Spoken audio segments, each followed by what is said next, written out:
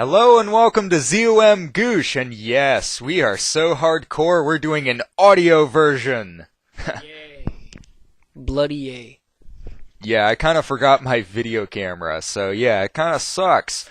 But the show must go on and we're gonna do this shit. So, welcome to ZOMGoosh, 45 minutes of hell served to you in 3 convenient doses. And for our first segment, we're gonna do funny news! Alright. For our first news story, we're gonna do police chase U-Haul truck. This from Newport News, which is, hey, wait, this is our hometown. Hooray! Cool, a local story. A local story for our local yokels. Did you just say yokels?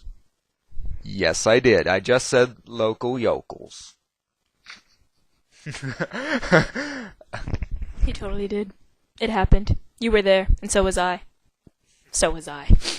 Yes, and that voice you heard is our guest co-host for today. Say hi, Lynn. Hi, Lynn. Wait, no. Okay, yes, No, I want to start over. Hi, I'm Lynn, and my feet aren't touching the ground because the chair I'm in is... No, don't adjust it! I want my feet to not touch the ground.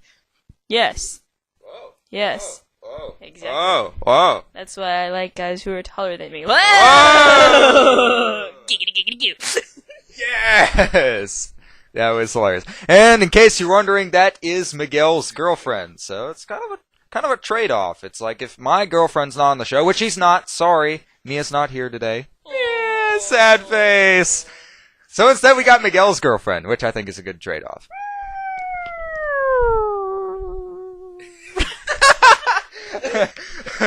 So you can tell we're gonna have a lot of fun today, and I'm kind of kicking myself that we don't have the video camera. Anyway, police chase U-Haul truck. Road spikes deployed to flatten tires. A robbery in Isle of Wight County ended with a police chasing a U-Haul truck through multiple jurisdictions Thursday night, which was last night. Cool. Investigators say it started with an armed robbery at the Langley Federal Credit Union in Carrollton in Isle of Wight County. An individual in the parking lot saw the individuals leave, called our office, and gave us a description of the vehicle they got into, said Isle of Wight Sheriff Charles Phelps. I wonder if he's related to Michael Phelps. Michael Phelps! Deputies began looking for the U-Haul truck, and just minutes later, a deputy spotted the moving truck. We pursued it through parts of Isle of Wight, into the town of Smithfield, back into Isle of Wight, and finally individuals came across the James River Bridge, Phelps added. There ain't nobody out there! Sorry, Cutter. Nobody at all. Ghost town. Out in the middle of nowhere. Oh, nice. This is why we need to have her on our show more often. Alright. Police say the suspects didn't stop there. They drove through Newport News and onto Interstate 664. Don't stop till you get enough. Newport News police were able to stop the truck by deploying road spikes to flatten the tires. We were very fortunate that they did not cause any more damage than they did, Phelps said. It was my understanding that they did hit some vehicles in the city of Hampton. Geico, 15 minutes. Could save 15% or more on car insurance. Deputies have not yet released the names of the suspects, but they say they are facing a long list of charges. If they're suspects, how'd they catch them?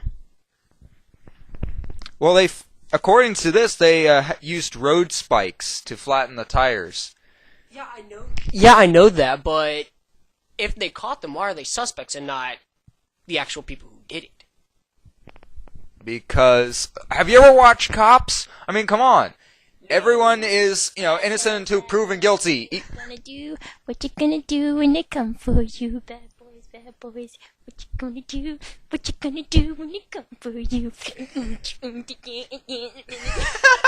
Where is bad? Yes.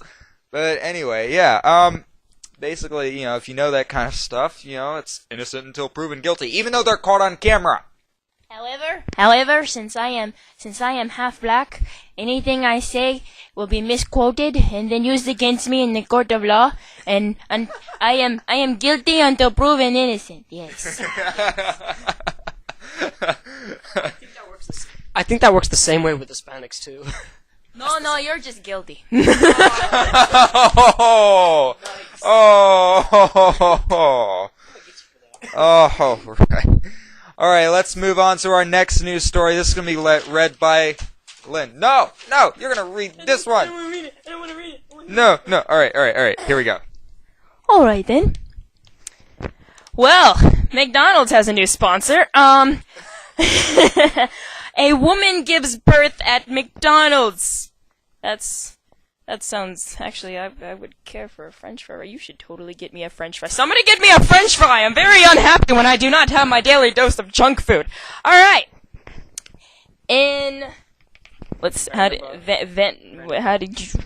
Vanderburgh County. Yes. Is that Indiana? Yes. Indiana. Yes. McDonald's will always have a special place in the heart of a mother in Indiana. She gave birth in the fast food restaurant's parking lot.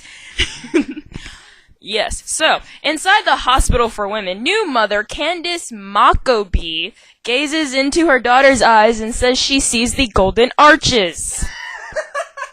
I'm pretty sure they don't make contacts that small. I'm just saying. You know, I'm just throwing it out there. Random fact of the day, food for thought. It might be her favorite place now, says Maccabee with a smile. She smiled at that. Oh, jeez. No, that's a bad thing. You don't want your kid to get fat. Your kid's gonna get fat now. It's gonna be like Precious or some crap like that. Ain't you guys ever seen Super Size Me? I mean, really? Oh my god. Yeah, so anyway, apparently, not due until December 17th, Maccabee said she started feeling contractions Tuesday afternoon. That's when when you have a baby in your stomach, and then your stomach says, "Hey! Pay attention to me! Something's going to happen!" This is the abridged version for men who do not understand pregnancies. This is for lower class men. Well, obviously I got this girl pregnant. I don't know what happened. He's climbing out that window, snatching my money up, trying to rape me. As they got closer, she called her parents to come pick her up from work. Apparently they were too late, but only by probably a couple of hours. Just a couple hours. That's not bad. Her father had to pull over in the McDonald's parking lot. Maccabee said after that it wasn't long before the baby decided it was time to meet her. 10 minutes. It was a short 10 minutes. I felt the push, and I was like, whoa! And she was in pants leg, and I was like, what am I gonna do? Mother and baby are scheduled to go home December 2nd. That's what I call a happy meal. Oh, my goodness. Well, I mean, we have the picture here, and it's a beautiful baby, but... McDonald's parking lot. There was nothing next door? You wouldn't want... I mean... Wasn't there a field? At least a field. That'd have some symbolism. Like Jesus was born in a, well, technically a barn in a field. It was a barn in a field. It has some symbolism. Like, of course there's symbolism in the McDonald's, but not in a good way. We should totally Google how old you need to be able to wear contacts, because there is no way that she looked into her daughter's eyes and says that she saw the golden arches. Unless some computer genius out there has a sick sense of humor and has a little too much fun with a projector. Just saying. Just throwing that out there again. That's like my third pitch today with throwing stuff. That's my third pitch. Alright, let's move on to our next news story, which is going to be read by Miguel. Alright, let's see what we got here. Snowman turns heads in Idaho community. Snowman with noose appeal appalls Idaho's home neighbors. This is published Thursday, December 2nd, which was yesterday. Go figure. In Hayden, Idaho, a white separatist drew complaints from neighbors and a visit from the law enforcement after erecting a snowman shaped like a member of the Ku Klux Klan in his front lawn. Kootenai County Sheriff deputies told Mark Eliason Wednesday that he could be charged with a crime because of the 10-foot-tall snowman holding what appears to be a noose. Deputies were called by neighbors who were appalled by the pointy-headed snowman with 2 dark eyes. That would be a very scary-looking snowman, especially because it's 10 feet tall. It's a giant! Hidden for decades earned notoriety for being near the former rural compound of the Aryan nations. Eliason could have been charged with creating a public nuisance. Idaho law defies such a nuisance as anything offensive to the senses. So ugly people can't walk in the streets? You gotta love Idaho. Or that interferes with the comfort of an entire neighborhood. Eliason removed the noose and toppled the snowman after he talked with the officers. Awesome, because I would have dropkicked it. Eliason told the KXLY TV of Spokane that he sees nothing wrong with the snowman, but other people did. It's such a message of hate, says Amber Caldwell, who saw the snowman while visiting her cousin in the neighborhood. My kids asked me about it, and I had to explain what the symbol means. Eliason angered neighbors in the past by flying Aryan Nation flags at home. At Halloween, he passed out bullet casings after he said he ran out of candy. That would be a very freaky Halloween. There's something wrong with our country. I just would like to say that the children are the future of this nation.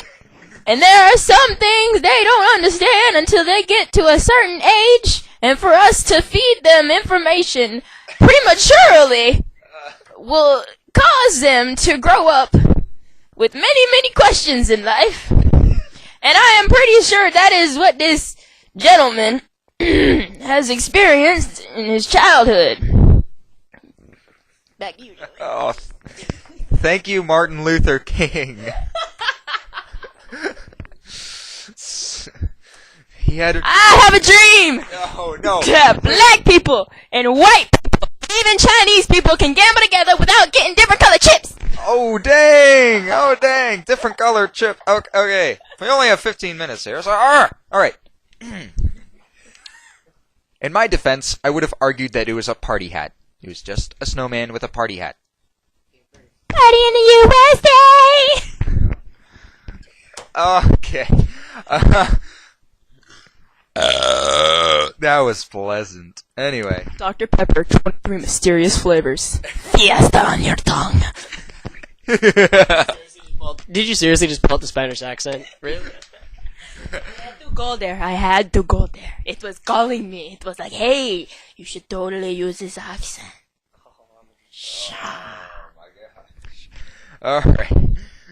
Alright, our last news story for today. Whoops! Dealer sends text message to prosecutor. Police say message offered oxycodone illegally. Ooh. This is also from Indiana. Martinsville. Police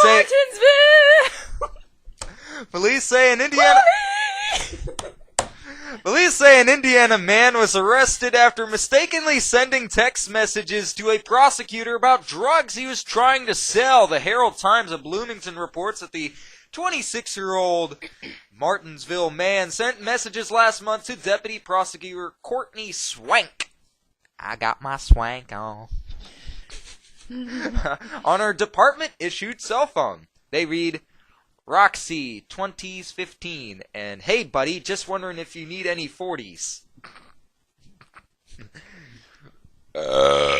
Another pleasant Dr. message. Pepper, 23 mysterious flavors. You're gonna say that every time I burp. Yes, on your tongue. You're gonna say that every time I burp? Alright. Oh, we only have 1 minute left. Alright. Please tell newspaper the wording refers to oxycodone and other prescription drugs. A man is charged with dealing in a controlled substance, possession of a controlled substance, and public intoxication. Wonderful. Alright, one thing I just want to say to that.